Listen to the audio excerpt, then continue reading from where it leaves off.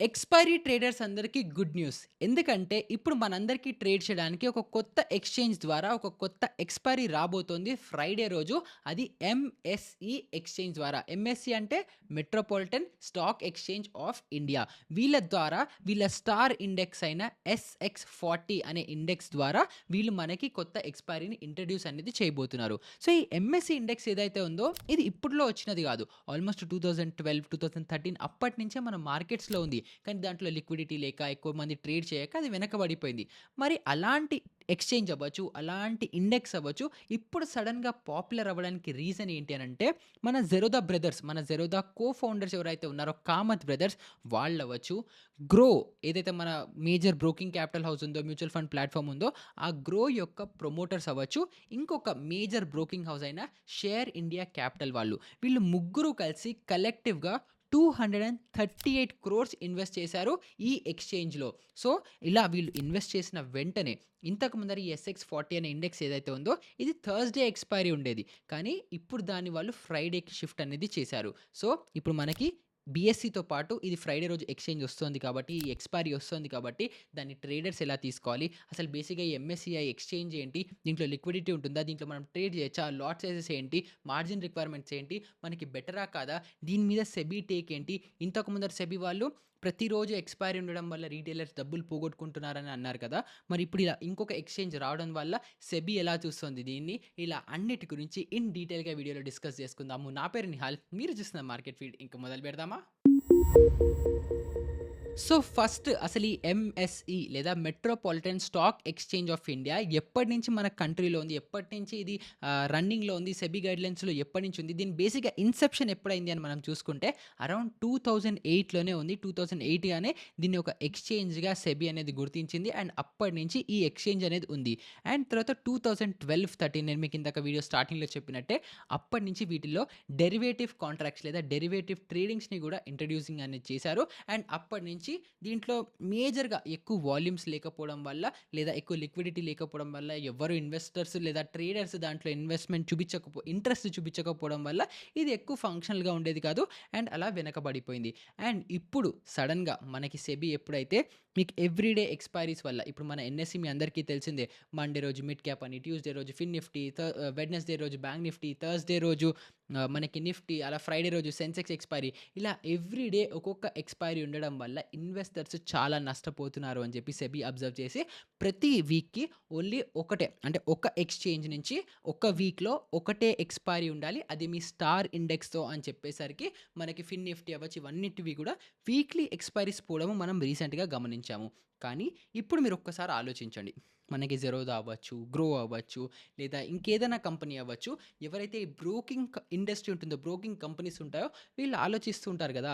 ఇప్పుడు మనకి మేజర్‌గా వాల్యూమ్స్ చాలా చాలా చాలా ఎక్కువొచ్చి, వాళ్ళు ఎక్కువ డబ్బులు సంపాదించేది ఇలా ఎక్స్‌చేంజెస్ ఇలా ఎక్స్‌పైరీస్ ఎక్కువుంటాయి. ఎందుకంటే ఎక్స్‌పైరీస్ రోజు మనలాంటి రీటైల్ ట్రేడర్స్ చాలామంది పార్టిసిపేట్ చేస్తూ దాంట్లో డబ్బులు సంపాదిస్తున్నారు, నష్టపోతున్నారు. ఏది చేసినా కూడా బ్రోకింగ్ హౌసెస్ వాళ్ళకి మాత్రం ప్రాఫిట్ అనేది వస్తూ ఉంటుంది.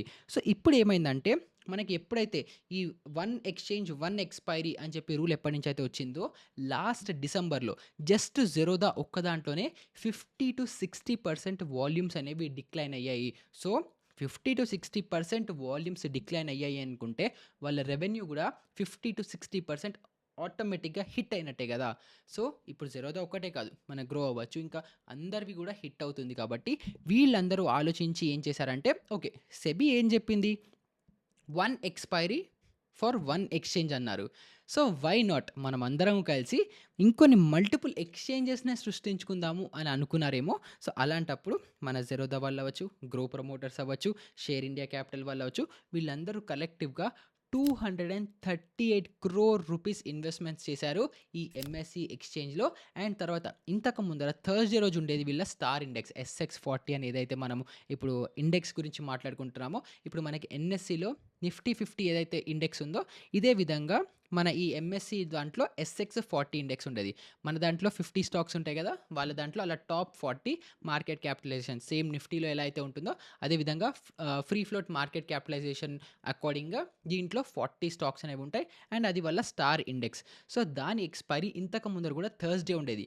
కానీ ఇప్పుడు వీళ్ళు ఇన్వెస్ట్‌మెంట్స్ చేసిన తర్వాత, వీళ్ళు సెబీకి ప్రపోజల్ పెట్టిన తర్వాత, ఇప్పుడు ఈ వీడియో నేను జాన్యురీ 2న షూట్ చేస్తున్నాను. అండ్ వీళ్ళకి జాన్యురీ 1న ఒక క్లియర్ సర్క్యులర్ అనేదొచ్చింది. ఒక అప్రూవల్ అనేదొచ్చింది సెబీ నుంచి. అది వీళ్ళు జాన్యురీ 1 నుంచే వీళ్ళ ఎక్స్‌చేంజ్ నుంచి వీళ్ళ ఎక్స్‌పైరీ ఫ్రైడే రోజు పెట్టుకోవచ్చు అని గూడా చెప్పారు. సో, ఇప్పుడు బీఎస్‌సి ఏదైతే బాంబే స్టాక్ ఎక్స్‌చేంజ్ ఉందో వీళ్ళకి అగెయిన్స్ట్‌గా ఎంఎస్‌సి వీళ్ళ ఎస్ఎక్స్ 40 ఎక్స్‌పైరీని అనేది తీసుకొస్తున్నారు. ఇంకా ఈ ఎస్ఎక్స్ 40 యొక్క ఇండెక్స్ కరెంట్ వాల్యూ చూసుకుంటే అరౌండ్ 45,000 అరౌండ్‌గా ఉంది. అండ్ వీళ్ళ లాట్ సైజ్ వచ్చేసి 25 లాట్ సైజ్ ఉంది. సో, వీళ్ళ కాంట్రాక్ట్ వాల్యూ 45,000 ఇంటూ 25 చేసుకుంటే అరౌండ్‌గా 11 లాక్స్ వస్తుంది. సో, ఏదైతే ఇంతకు ముందర మన నిఫ్టీ ఏదైతే కాంట్రాక్ట్ వాల్యూ ఉండేదో 5 లాక్ టు 10 లాక్ బ్రాకెట్‌లో ఇప్పుడు ఇది అదే బ్రాకెట్‌లోకి అనేది వస్తుంది. అండ్ వీళ్ళ లాట్ సైజ్ ఇంతకు ముందర మన నిఫ్టీ లాగా 25 ఉండేది. బట్ ఇప్పుడు రీసెంట్ సెబీ రెగ్యులేషన్స్ అవ్వచ్చు, సర్క్యులర్స్ వల్ల మీ అందరికీ తెలుసు నిఫ్టీ యొక్క లాట్ సైజ్ 75కి పెరిగింది అని చెప్పి. సో, అదే విధంగా ఇప్పుడు వీళ్ళు ఫ్రైడే నుంచి ఎక్స్‌పైరీ స్టార్ట్ చేస్తే దీని యొక్క లాట్ సైజ్‌ని 25 ఉంచుతారా? లేదా 75కి చేస్తారా? అనేది మనం చూడాలి. అండ్ అంతేకాకుండా దీనికి ఎగ్జాక్ట్‌గా ట్రేడింగ్ వాల్యూమ్స్ అవ్వచ్చు, ట్రేడింగే అవ్వట్లేదు కాబట్టి దీని ఎగ్జాక్ట్ మార్జిన్ రిక్వైర్మెంట్స్ అనేది మనకింకా క్లారిటీ లేదు. బట్ మోర్ ఆర్ లెస్ ఇది నిఫ్టీకి అరౌండ్‌గా సిమిలర్‌గా ఉంటుంది అని చెప్పి మనం ఎక్స్‌పెక్ట్ అనేది చేయొచ్చు. సో, మనకి ఇండియాలో ఎన్ని యాక్టివ్ ఎక్స్‌చేంజెస్ ఉన్నాయని మనం చూసుకుంటే నార్మల్‌గా అందరూ ఎన్ఎస్‌సి, బీఎస్‌సి ఈ 2 పేర్లే చెప్తూ ఉంటారు. కానీ ఈ 2 కాకుండా ఇండియాలో ఇంకొక 5 ఎక్స్‌చేంజెస్ ఉన్నాయి. అందులో మనకి కమోడిటీ ట్రేడింగ్ కోసం అనుకుంటే ఎంసీఎక్స్ అవ్వచ్చు, ఎన్సీడీఎక్స్ అవ్వచ్చు. ఈ ఎక్స్‌చేంజెస్ అనేవి మనకి అవైలబుల్ ఉన్నాయి. అండ్ ఈ ఎక్స్‌చేంజెస్ ఏంటి? కమోడిటీ ట్రేడింగ్ అంటే ఏంటి? అది ఎలా అవుతుంది? ఆల్రెడీ డీటెయిల్డ్ వీడియో చేశాను. అది మీరు చూడకపోతే ఐకార్డ్‌లో డిస్క్రిప్షన్‌లో ఇస్తాను. ఆ వీడియో కూడా డెఫినిట్‌గా చెక్‌ఔట్ అనేది చేయండి. అండ్ ఇదే కాకుండా మనకి ఎనర్జీ ఇండెక్స్ అయిన ఐఈఎక్స్ అండ్ తర్వాత మనకి కల్కత్తా స్టాక్ ఎక్స్‌చేంజ్ కూడా యాక్టివ్‌గా ఉంది. అండ్ ఇంక ఫైనల్‌గా మన 7th ఎక్స్‌చేంజ్ అయిన ఈ ఎంఎస్‌సి మెట్రోపాలిటన్ స్టాక్ ఎక్స్‌చేంజ్ కూడా ఈ 7 ఎక్స్‌చేంజెస్ మనకి ఇండియాలో యాక్టివ్‌గా ఉన్నాయి. అండ్ ఇప్పుడు మనకి 7 యాక్టివ్‌గా ఉన్నప్పటికీ కూడా ఒకప్పుడు ఇండియాలో ఉండే ప్రతి స్టేట్‌కి ఒక్కొక్క డెడికేటెడ్ ఎక్స్‌చేంజ్ కూడా ఉండేది. ఆల్మోస్ట్ 20, 25 అరౌండ్‌గా ఎక్స్‌చేంజెస్ ఉండేవి. మన హైదరాబాద్‌లో కూడా హైదరాబాద్ స్టాక్ ఎక్స్‌చేంజ్ కూడా ఉండేది. కానీ అది 2013లో క్లోజ్ చేసేశారు. ఇది ఎందుకు క్లోజ్ చేసేశారు అనుకుంటే మనకి ఇన్ని ఎక్స్‌చేంజెస్ ఉండడం వల్ల చాలా లూప్ హోల్స్ వచ్చేసి చాలా షెల్ కంపెనీస్‌ని ఫార్మ్ చేయడము, ఇన్సైడర్ ట్రేడింగ్ అవ్వచ్చు, ఇలాంటివి మలీషియస్ యాక్టివిటీస్ లేదా ఫ్రాడెంట్ యాక్టివిటీస్ కూడా చాలా ఎక్కువ అయిపోవడం వల్ల సెబీ ఏం ఆలోచించిందంటే మనకి ఇన్ని ఎక్స్‌చేంజెస్ అవసరం లేదు. మనం దీన్ని లిమిట్ చేద్దాము అని చెప్పి ఈ 7 ఎక్స్‌పైరీస్‌కి మాత్రం ఇప్పుడు యాక్టివ్‌గా వాళ్ళు అప్రూవల్ అనేది ఇచ్చారు. అండ్ ఈ 7 ఎక్స్‌పైరీస్ ఇప్పుడు యాక్టివ్‌గా అనేది ఉన్నాయి. అండ్ అందులో కూడా మిగతా అన్ని 6 ఎక్స్‌చేంజెస్‌కి పర్మనెంట్ రిజిస్ట్రేషన్ ఉంది. కానీ ఈ ఎంఎస్‌ఈ మెట్రోపాలిటన్ స్టాక్ ఎక్స్‌చేంజ్ ఏదైతే ఉందో దీనికి మాత్రం ఎవ్రీ ఇయర్ యాన్యుయల్‌గా వీళ్ళు రెన్యూ అనేది చేసుకుంటూ ఉండాలి సెబీ ద్వారా. సో, ఈ బ్యాక్ స్టోరీ ఈ కథ అంతా మీకు అర్థమైపోయింది కాబట్టి ఇప్పుడు ఒకసారి మెయిన్ పాయింట్ గురించి మాట్లాడుకుందాం. ఒక పక్కనేమో సెబీ రీటైలర్స్ డబ్బుల్ని కోల్పోతున్నారు. ఎక్స్‌పైరీ ట్రేడ్స్, హీరో ట్రేడ్స్ వల్ల చాలామంది నష్టపోతున్నారు.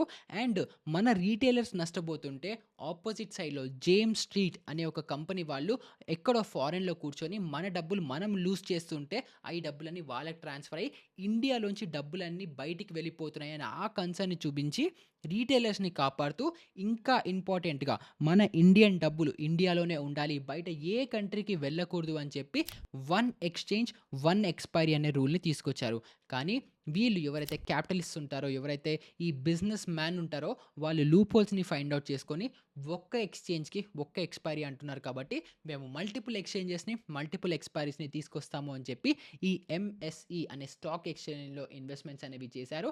అండ్ ఇప్పుడు మనకి కొత్త ఎక్స్‌పైరీ కూడా రావడం చూస్తున్నాము. సో, ఇప్పుడు ఒకవేళ జెరోదా వాళ్ళవ్వచ్చు, లేదా గ్రో వాళ్ళవ్వచ్చు, లేదా ఈ షేర్ ఇండియా క్యాపిటల్ వాళ్ళవ్వచ్చు, వీళ్ళు కనుక ఈ ఎస్ఎక్స్ 40 అనే ఇండెక్స్‌లో లిక్విడిటీ బూస్ట్ చేయడానికి జెరోదా టెర్మినల్‌లో అవ్వచ్చు, లేదా గ్రో టెర్మినల్స్‌లో అవ్వచ్చు, ఈ కాంట్రాక్ట్స్‌ని లిస్ట్ చేయడం స్టార్ట్ చేశారని అనుకుంటే వీళ్ళ దాంట్లో ట్రేడింగ్ అనేది జరుగుతూ ఉంటుంది. సో, ఇంత మేజర్ ఇప్పుడు ఇండియాలో ఉండే బిగ్గెస్ట్ బ్రోకింగ్ హౌసే దీన్ని ప్రమోట్ చేస్తూ ఉంటే ఇప్పుడు రీటైలర్స్ అవ్వచ్చు, ఎవరైతే వాళ్ళకి దాని మీద ఇంట్రెస్ట్ పెరిగితే ఆటోమేటిక్‌గా వేరే బ్రోకింగ్ హౌసెస్ మీద కూడా ప్రెషర్ ఉంటుంది.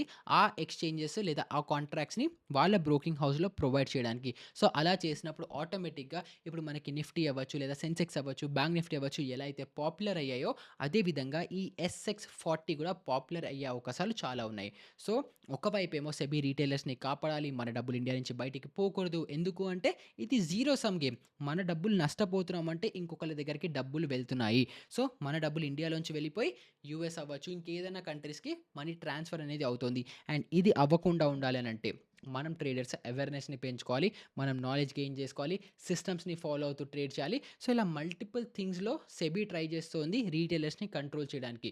వెరాస్ ఇక్కడ బిజినెస్ పీపుల్ ఏమో దీనికి అగెయిన్స్ట్‌గా లూప్ హోల్స్‌ని వెతికి ఇంకా ఎక్స్‌చేంజెస్‌ని, ఇంకొన్ని ఎక్స్‌పైరీస్‌ని ఇంట్రడ్యూస్ అనేది చేస్తున్నారు. సో, ఇప్పుడు మనము యాస్ ఎ రిటైలర్‌గా మనం దీన్ని ఎలా చూడాలి అనంటే, ఇప్పుడు నన్ను పర్సనల్‌గా తీసుకుంటే నేను ఆల్మోస్ట్ 3-4 ఇయర్స్ నుంచి ట్రేడింగ్ అనేది చేస్తున్నాను.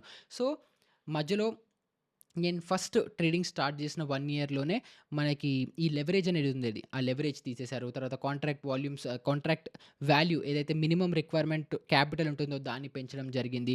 తర్వాత మల్టిపుల్ ఎక్స్‌చేంజెస్ వచ్చాయి. తర్వాత మల్టిపుల్ ఎక్స్‌పైరీస్ వచ్చాయి. తర్వాత దాన్ని తీశారు. దాన్ని ఉంచారు. ఇలా చాలా గడిబిడి, హడావిడి అంతా అయినప్పటికీ నేను ఒకటే ఒకటి నిఫ్టీ, బ్యాంక్ నిఫ్టీ ఈ రెండే నాకు తెలుసు. ఈ రెండిట్లోనే నేను ట్రేడ్ చేస్తాను.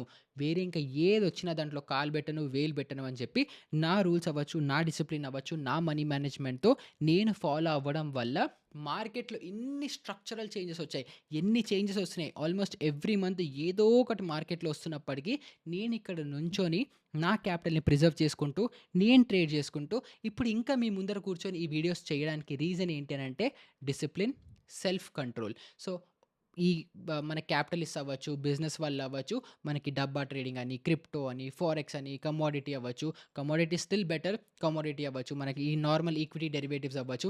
ఇలాంటివి చాలా ఆప్షన్స్ మనకి కనిపిస్తాయి. అవి చాలా లుక్రేటివ్‌గా గూడా కనిపిస్తాయి. మళ్ళీ మనకి పాత రోజు వచ్చేస్తాయి. హీరో జీరో ట్రేడ్ నేను తీసుకోవచ్చు. ఇలాంటివన్నీ కూడా మనకి పర్సెప్షన్స్ అనేవి మార్కెట్‌లో బిల్డ్ అవుతాయి. కానీ మనం యాస్ ఎ రెస్పాన్సిబుల్ సిటిజన్‌గా, రెస్పాన్సిబుల్ ఫ్యామిలీ మెంబర్‌గా, రెస్పాన్సిబుల్ ట్రేడర్‌గా మనం చేయాల్సిందేంటంటే, మనకి ఎన్ని ఆప్షన్స్ వస్తున్నప్పటికీ, మనం ఏది కంఫర్టబుల్‌గా ఉన్నాము, మనకి ఏది సెట్ అవుతోంది, మన మనీ మేనేజ్‌మెంట్ ఏంటి, మన రిస్క్ ఏంటి అని మనం చూసుకొని అలా ట్రేడ్ చేసుకుంటేనే మనం డబ్బులనేది సంపాదించగలుగుతాము. కొత్త కొత్త ఎక్స్‌చేంజెస్ వస్తున్నాయి. మనకి ఎవ్రీడే మళ్ళీ ఎక్స్‌పైరీ వస్తుంది. దీన్ని మళ్ళీ గ్యాంబ్లింగ్ లాగా చేస్తాను. డబ్బులు సంపాదిస్తానా, పోగొట్టుకుంటానా ఈ మైండ్‌సెట్‌తో కాకుండా ప్రాపర్ బిజినెస్‌గా, ప్రాపర్ ప్రొఫెషనల్ ట్రేడర్‌గా మీరందరూ మారతారని అనుకుంటున్నాను.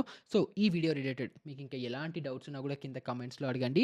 అండ్ నా ఒపీనియన్‌లో ఇది మంచి విషయమా? పిచ్చి విషయమా? అంటే కొత్త ఎక్స్‌చేంజెస్ వాళ్ళు తీసుకొస్తుంటారు బిజినెస్ మ్యాన్ ఏదైనా అవుతుంది. బట్ ఏది ఏమైనా ఎన్ఎస్‌సి ఇప్పుడున్న స్టేజ్‌లో చాలా పెద్దగా ఉంది. అది చాలా పెద్ద జెయింట్. మనకి నిఫ్టీ అవ్వచ్చు. దీన్ని ఇంకా టచ్ చేసే రేంజ్‌కి రావాలంటే చాలా దూరం వెళ్ళాలి. ఎందుకంటే ఒక కొత్త ఎక్స్‌చేంజ్ వచ్చింది అనంటే దాంట్లో చాలా ప్రాబ్లమ్స్ గూడా వస్తాయి గదా! మనకి బీఎస్‌ఈ ఉంది. సడెన్‌గా ఎన్ఎస్‌ఈ ఒకవేళ డౌన్ అయ్యి లేకపోతే ఎక్స్‌పైరీ డౌన్ అయ్యి సెన్సెక్స్‌లో ట్రేడ్ చేయాలి అని అనుకుంటున్నప్పటికీ కూడా వాళ్ళ దగ్గర ఇన్‌ఫ్రాస్ట్రక్చరే లేదు. ఆర్డర్స్ సరిగ్గా పంచిన్ అవ్వట్లేదు. ఆర్డర్స్ ఫెయిల్ అవుతున్నాయి. వాళ్ళకి బేసిక్ ఇన్‌ఫ్రాస్ట్రక్చరే హ్యాండిల్ చేసేలాగా లేదు. సో, ఇప్పుడు గనుక ఈ ఎంఎస్‌సి ఎక్స్‌చేంజ్ వస్తే వాళ్ళ దగ్గర ఆ ఇన్‌ఫ్రాస్ట్రక్చర్ ఉందా? వాళ్ళకేదన్నా ఫైర్ ప్రూఫ్ ఏదన్నా సిస్టమ్స్ ఉన్నాయా? అంటే ఏదన్నా ఫెయిల్ అయింది సిస్టము. అప్పుడు ఇన్వెస్టర్స్ డబ్బులు, ట్రేడర్స్ డబ్బులు పోకుండా వాళ్ళ దగ్గర ఏదైనా మెకానిజం ఉందా? ఇవన్నీ మనకేం తెలీదు. సో, నన్నడిగితే మాక్సిమం మనం ఎన్ఎస్‌సిలో ట్రేడ్ చేస్తున్నాము, నిఫ్టీలో ట్రేడ్ చేస్తున్నాము. దాంట్లోనే నేను కంటిన్యూ చేస్తాను. అండ్ ఇలాంటి కొత్త కొత్త ఎక్స్‌చేంజెస్ వచ్చి అవి over the period of time వాటిని ప్రూవ్ చేసుకోనివ్వండి. అవి వర్త్, అవి వాల్యూమ్స్ వస్తున్నాయి అని ప్రూవ్ అయిన తర్వాత అప్పుడు డెఫినిట్‌గా మనం ఇవన్నీ కన్సిడర్ అనేది చేసుకోవచ్చు. సో, ఇప్పుడు సెబీ ఒక పక్కన 5 ఎక్స్‌పైరీస్ వద్దు అంటుంటే వీళ్ళేమో కొత్త ఎక్స్‌చేంజెస్‌తో కొత్త ఎక్స్‌పైరీస్‌ని తీసుకొస్తున్నారు కదా! సో, దీని గురించి మీరేమనుకుంటున్నారు? మీ కొత్త ఎక్స్‌పైరీకి మీరు ఎక్సైటెడ్‌గా ఉన్నారా? దీంట్లో ఒకవేళ వస్తే మీరు ట్రేడ్ చేస్తారా? లేకపోతే మీరు నార్మల్ నిఫ్టీ, బ్యాంక్ నిఫ్టీతోనే కంఫర్టబుల్‌గా ఉన్నారా? నాకు కింద కామెంట్స్‌లో చెప్పండి. అండ్ ఇలాంటిదే ఇంకొక మంచి ఇంట్రెస్టింగ్ వీడియోతో మళ్ళీ మీ ముందరికొచ్చేస్తాను. అప్పటి వరకు గుడ్ బై.